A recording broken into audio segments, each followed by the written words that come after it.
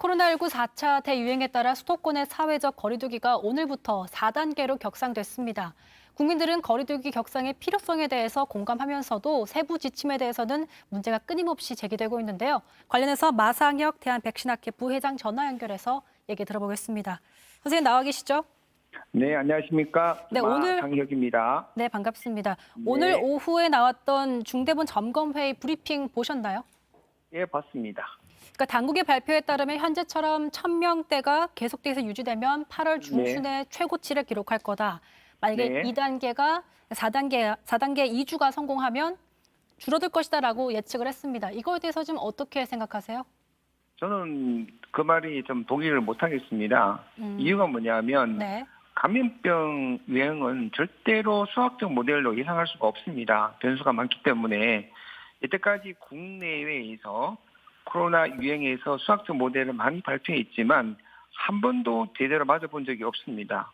그래서 이것은 미리 예측하지 말고, 과거에 우리가 가지고 있던 여러 가지 각 정보를 가지고 대응하는 그런 것이 필요한데, 이런 거 보면 굉장히 아쉽다는 생각이 듭니다.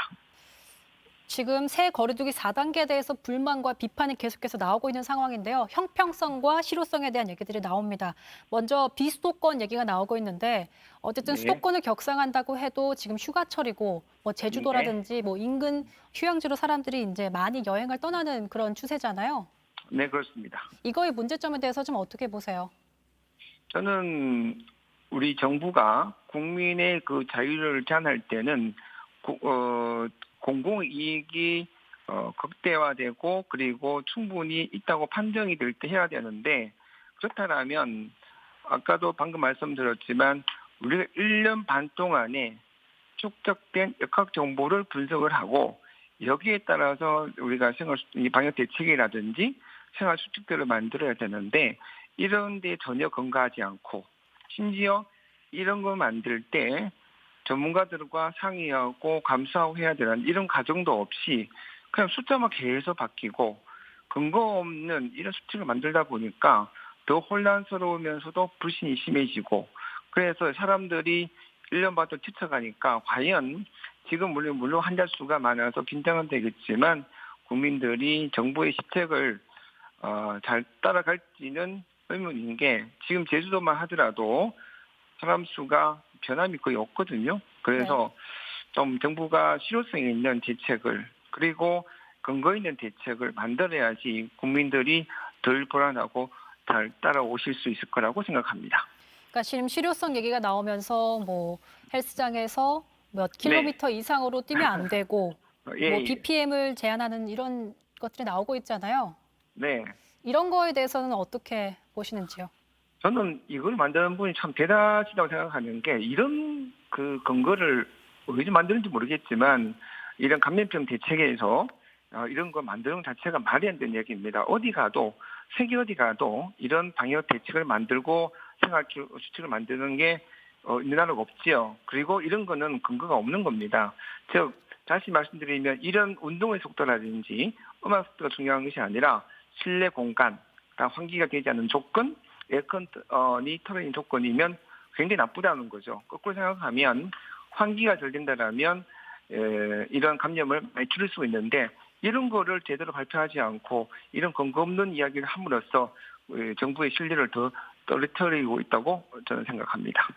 그러니까 지금까지 확산세의 이유를 델타 변이 바이러스와 이제 백신을 맞지 않은 2030의 활동량을 주요 원인으로 지목해 왔잖아요. 네. 자, 그럼 거리두기가 강화되면 델타 변이 바이러스가 확산되는 걸 어느 정도 막을 수는 있겠지만 사실 지금 가장 중요한 건 백신 수급 아닙니까? 그렇죠. 그러니까 정부가 백신 수급도 그렇게 안 된 상태에서 7월 달부터 방역 수칙을 완화하겠다는 계속 그런 를 취해왔기 때문에 국민들이 방역에 대해서 굉장히 느슨하게 대응했던 것도 이번 유행의 큰 원인으로 저는 작용했다고 생각합니다. 그러니까 지금 오늘만 해도 백신 사전 네, 예약이 조기 마감됐다는 기사가 막 네, 나왔습니다. 그러니까 네, 확보 백신이 막 1억 9,300만 회분인데 도입률이 10.7%밖에 불과하지 않아요. 네. 그래서 그래서 그것도 예. 사실 뭐 일각에서는 이제 뭐 확진자 숫자에 따라 방역 단계를 조절하는 것은 한마디로 좀 난센스라고 본다. 어떤 전문가가 이렇게 얘기를 했었거든요. 이거에 네. 대해서는 좀 어떤 의견을 갖고 계신지요? 자, 우리가 작년에 정영 총장님께서 국회에서 뭐라고 말씀하셨냐면 독감 유행 시기에 약 3천 명이 돌아가신다고 말씀하셨어요. 그러면 독감 이 한 3개월 유행하게 되면 한 달에 1,000명씩 돌아가시는 거거든요. 네. 그럼 지금 상황은 하루에 한두 분 돌아가실 정도로 굉장히 중정도나 사망률이 떨어졌단 말입니다. 그러면 정부의 정책이 이렇게 환자 수에만 집착을 해야 될 건지에 대한 의문이 남고요. 두 번째는 아까 방금 지적하신 것처럼 백신 수급이 도대체 어떻게 되어 있는지를 국민들에게 정확하게 알려줘야지 오늘도 신청했는데 갑자기 다 예정이 다 안 된다고 나오게 되면 국민들은 또 썩은 거거든요, 정부한테. 그럼 솔직하게 백신이 얼마나 돼 있으니까 얼마까지 하겠다는 충분한 그런 그 설명과 함께 구체적인 계획을 내놓아야 되는데 그런 거 없다 보니까 자꾸 혼란에 연속이 되는 겁니다. 당국도 오늘 구체적인 도입 예정 시기와 물량을 발표하지 않았는데요. 자, 네. 실제 현장에서 그럼 어떤 효과적인 거리두기 조치가 있어야 한다고 생각하세요? 저는 아까 말씀드린 대로 실내 공간, 지하, 그리고 환기가 잘 되지 않는 조건, 그러니까 에어컨이 터 있는 조건, 이런 거는 굉장히 위험하다고 생각합니다. 이런 곳은 피하면 좋고요.